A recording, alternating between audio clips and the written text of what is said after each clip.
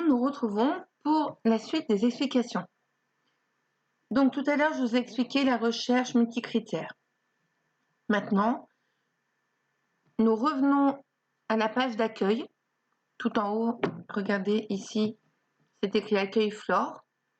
Et vous trouvez cette page. Maintenant, vous cliquez sur Recherche par clé.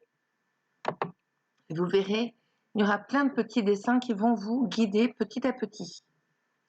La première question que l'on vous demande, c'est le milieu dans lequel pousse votre plante.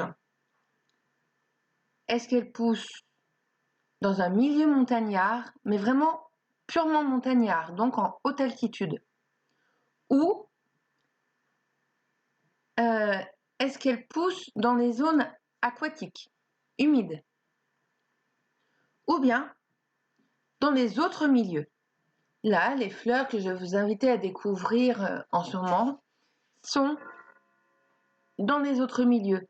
Nous habitons en montagne, certes, mais les fleurs que nous trouvons près de chez nous, près de Bouèges, elles ne sont souvent pas qu'en montagne. Elles peuvent être plus bas, en plaine.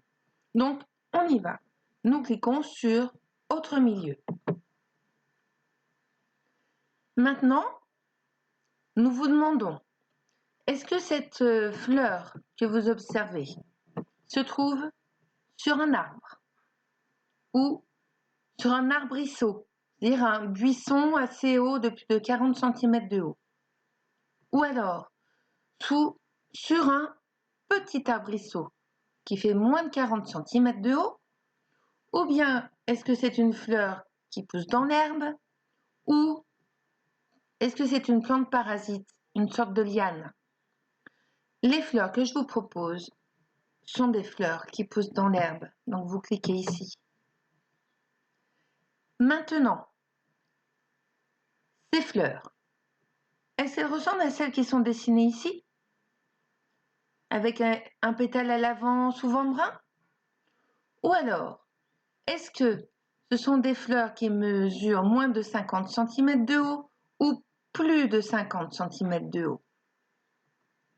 La plupart de celles que je vais vous envoyer en photo et que je vais vous inviter à aller chercher autour de chez vous, en n'allant pas trop loin, eh bien, mesurent moins de 50 cm de haut.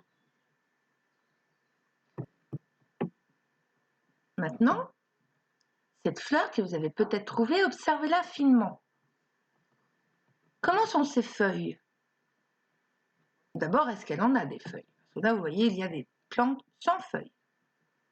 Est-ce que ces feuilles sont charnues? Est-ce que ces feuilles sont simples? Ou est-ce qu'elles sont composées, profondément découpées, comme ici sur le dessin? La plupart de celles que je vous demande de trouver sont des plantes à feuilles simples. Hop, je clique. Et là, vous allez choisir la couleur. De quelle couleur est votre fleur? Peut-être qu'elle est jaune. Et là, regardez tous ces petits dessins qui nous guident très très bien. Ça rend la recherche aisée, facile, agréable. Est-ce que la fleur, maintenant on s'intéresse à la fleur, est-ce qu'elle est en forme de cornet, en forme de clochette ou en démarrant par un long tube? Est-ce que ces fleurs sont soudées en tube un peu comme en entonnoir? Ou bien est-ce que les fleurs ont des pétales lobés, dentés, découpés, comme ceci? Ou bien les pétales sont entiers, égaux, étalés? Ou bien inégaux, il y a des petits pétales, des grands pétales? Est-ce qu'il y a de nombreux pétales? Est-ce qu'il y a des glandes ovales ou en croissant? Est-ce que c'est réuni en épis, comme ici? Regardez bien les différents types d'épis. Est-ce que les fleurs sont regroupées en ombelles? Ou là, il y a aussi toutes les plantes, si vous ne savez pas trop dire comment sont les pétales. Mais il y a un choix à faire entre 289 photos. Ça fait un peu beaucoup.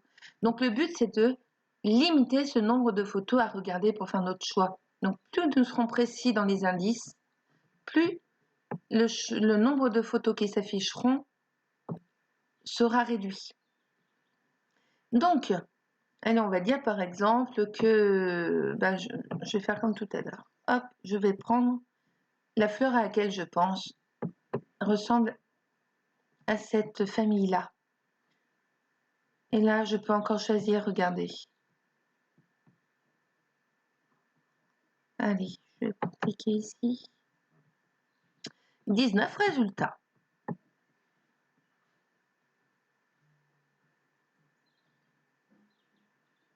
Et je retrouve ici la fleur de pissenlit. Donc vous voyez qu'il y a deux démarches possibles. Les deux fonctionnent bien.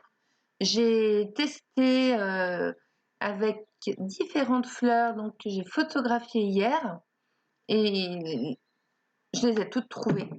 Donc j'ai trouvé ce moteur de recherche vraiment intéressant, ludique, je trouve qu'il est accessible même pour les enfants grâce à tous les petits dessins qui sont mis à disposition qui vraiment aident au choix des critères. Et donc je vous invite à utiliser ce logiciel, parce que grâce à lui, je pense que vous allez observer les fleurs comme jamais vous ne les avez encore observées. Et puis, vous pourrez aussi prévoir avec vous une planche, des feuilles, des crayons de couleur et vous pourrez vous amuser sur place à dessiner un peu comme ici et à vous faire un petit cahier de croquis de fleurs sauvages de notre région. Voilà. Eh bien, je vous souhaite de belles promenades et beaucoup de plaisir. Au revoir.